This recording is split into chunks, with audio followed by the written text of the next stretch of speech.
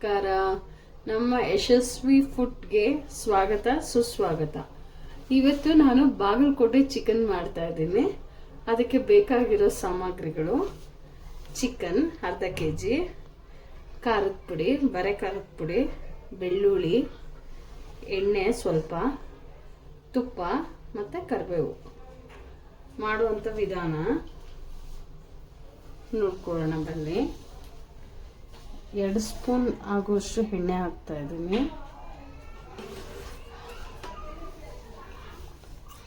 ನಂತರ ತುಪ್ಪ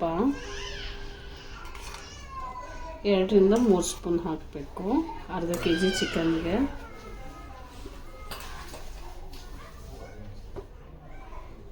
ಸ್ವಲ್ಪ ಉರಿ ಎತ್ಕೊಳ್ಬೇಕು ಫ್ರೆಂಡ್ಸ್.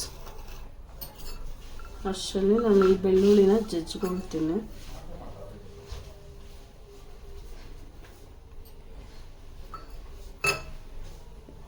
ಇದು 5 ಮಿನಿಟ್ಸಲ್ಲಿ ಅಥವಾ ಒಂದು 10-20 ಮಿನಿಟ್ಸಲ್ಲಿ ಚಿಕನ್ ಆಗುತ್ತೆ. ಬ್ಯಾಚುಲರ್ಸ್ ಬೇಕಾದರೂ ಮಾಡ್ಕೊಳ್ಬೋದು. ಆಮೇಲೆ ಪೇರೆಂಟ್ಸ್ ಮನೆಯಲ್ಲಿ ಅಮ್ಮದಿರು ವೆರೈಟೀಸ್ ಮಾಡಬೇಕು ಅಂದರೆ ಅವರು ಸಹ ಮಾಡ್ಕೊಬೋದು. ಎಣ್ಣೆ ಕಾದಿದೆ. ಅರ್ಧ kg ಚಿಕನ್ಗೆ ನಾನು 1 ಸ್ಪೂನ್, 2 ಸ್ಪೂನು, ಸ್ವಲ್ಪ 2.5 ಸ್ಪೂನ್ ಹಾಕಿದ್ದೀನಿ ಖಾರ. ಇದು ನಮ್ಮದು ಹೋಮ್ ಮೇಡ್ ಖಾರ. ಮನೆ ಖಾರದಲ್ಲಿ ಮಾಡಿದ್ರೆ ಟೇಸ್ಟ್ ಜಾಸ್ತಿ ಇರುತ್ತೆ. ಸ್ವಲ್ಪ ಖಾರನ ಹುರ್ಕೊಳ್ಬೇಕು.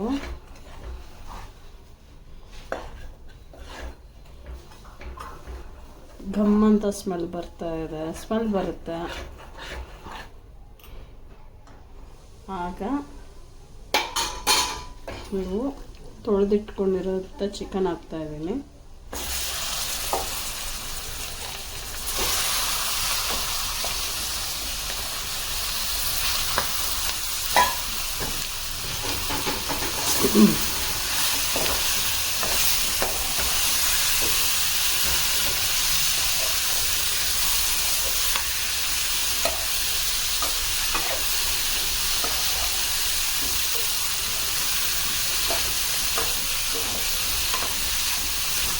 ಚಿಕನ್ ಹಾಕಿ ಸ್ವಲ್ಪ ಹೊತ್ತು ರುಬ್ಕೊಳ್ಬೇಕು.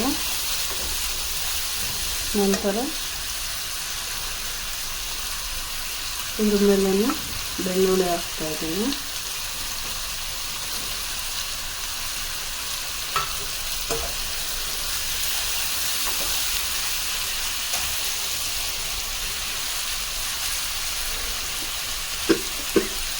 ರುಚಿಗೆ ತಕ್ಕಷ್ಟು ಉಪ್ಪು,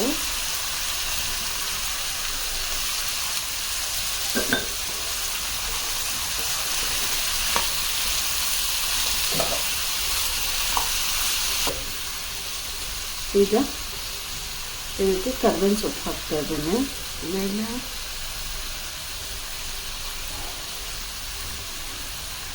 ಕರ್ಬೇವಿನ ಸೊಪ್ಪು ಹಾಕಿ ಇನ್ನೊಂದು ಸತ ಹುರ್ಕೊಳ್ಳಿ. ಇದು ತುಂಬ ಟೇಸ್ಟಿಯಾಗಿರುತ್ತೆ ಫ್ರೆಂಡ್ಸ್. ತುಂಬ ಚೆನ್ನಾಗಿರುತ್ತೆ. ಮಕ್ಕಳಿಗೂ ತುಂಬ ಇಷ್ಟ ಆಗುತ್ತೆ. ಸ್ಪೈಸಿ ಆಗಿರುತ್ತೆ.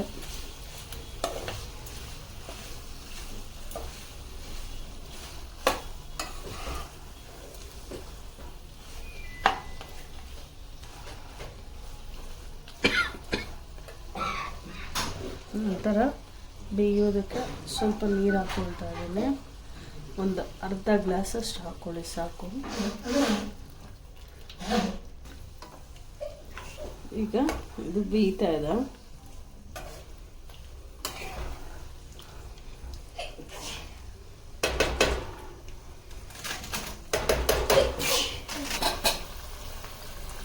ಇದು ಬೇಯ್ತಾ ಇದೆ ಫ್ರೆಂಡ್ಸ್.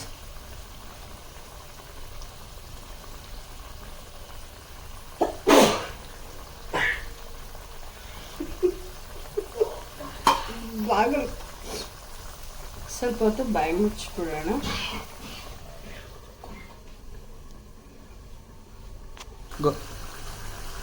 ಇವಾಗ 20 ನಿಮಿಷ ಆಗಿದೆ, ಬೇಯಿಸೋಕ್ಕೆ ಶುರು ಮಾಡಿ.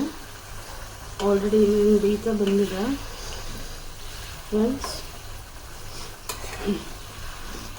ಸ್ವಲ್ಪ ನೀರು ಚೆನ್ನಾಗಿ ಮುರಿಸಿ ಫುಲ್ ಡ್ರೈ ಚಿಕನ್ ಹಾಕಬೇಕಿದು. 25 ಮಿನಿಟ್ಸ್ ಬೇಯಬೇಕಾಗುತ್ತೆ ಚಿಕನ್ನು, ಅವಾಗ ಟೇಸ್ಟ್ ಚೆನ್ನಾಗಿರೋದು.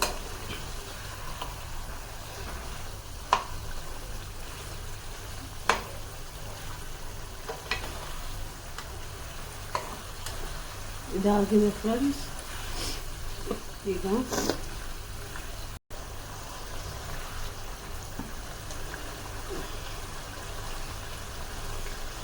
ಇದು ಬಾಗಲಕೋಟೆ ಚಿಕನ್ ಅಂತ. ಇದು ರಸಮ್ಗೆ, ಮಜ್ಜಿಗೆಯನ್ನ ಈ ಥರ ಸೈಡ್ ಐಟಮ್ಸ್ ಆಗಿ ತುಂಬ ಚೆನ್ನಾಗಿರುತ್ತೆ, ಟೇಸ್ಟಿಯಾಗಿ.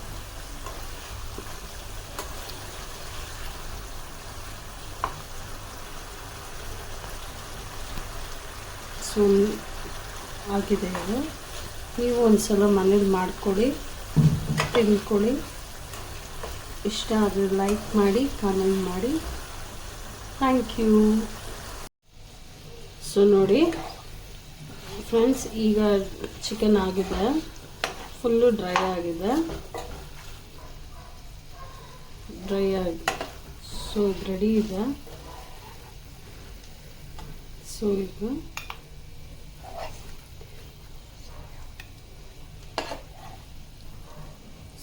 ಮಾಡ್ತಾ ಇದ್ದೀನಿ. ಈಗ ಇದು ಟೇಸ್ಟ್ ಮಾಡೋ ಸಮಯ.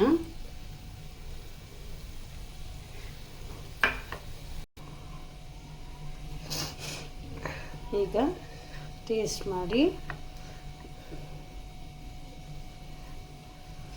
ಬಂದಿದೆ ಟೇಸ್ಟ್.